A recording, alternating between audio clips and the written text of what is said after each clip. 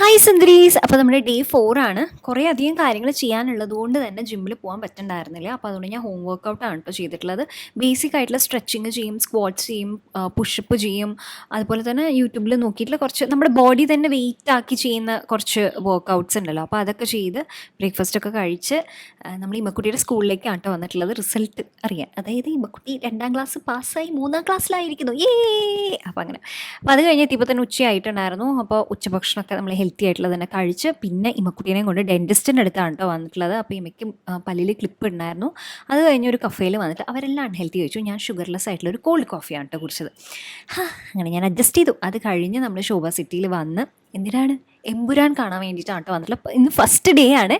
അപ്പോൾ ഞാൻ വേറെ റിവ്യൂസ് ഒന്നും കണ്ടിട്ടില്ല. അത്യാവശ്യം നല്ല പ്രതീക്ഷകളോടും ഇല്ല, ആക്ച്വലി അത്ര പ്രതീക്ഷയില്ല. ഭയങ്കര ഹൈപ്പ് ആയതുകൊണ്ടുള്ള പ്രതീക്ഷ കുറച്ചു എന്ന് വേണം പറയാനായിട്ട്. എന്നാൽ മോഹൻലാലിനെ കാണാനുള്ള ആ ലാലേട്ടൻ്റെ ആ ഒരു സംഗതികളൊക്കെ ഉണ്ടല്ലോ, അപ്പോൾ അതിൻ്റെ ഒരു പ്രതീക്ഷ ഉണ്ടായിരുന്നു താനും.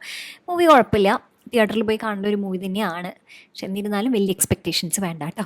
അത് കഴിഞ്ഞിട്ട് ഡിന്നർ സിമ്പിളായിട്ട് ഉള്ള സാലഡും അങ്ങനെയൊക്കെ ആയിട്ട് കഴിച്ച് എഡിറ്റൊക്കെ ചെയ്ത് ഇമ്മക്കുട്ടിയുടെ ഒരു കാർഡൊക്കെ ഉണ്ടായിരുന്നു, അതൊക്കെ കണ്ട് പിന്നെ ഞങ്ങൾ കെട്ടിപ്പിടിച്ച് കിടന്നുറങ്ങി.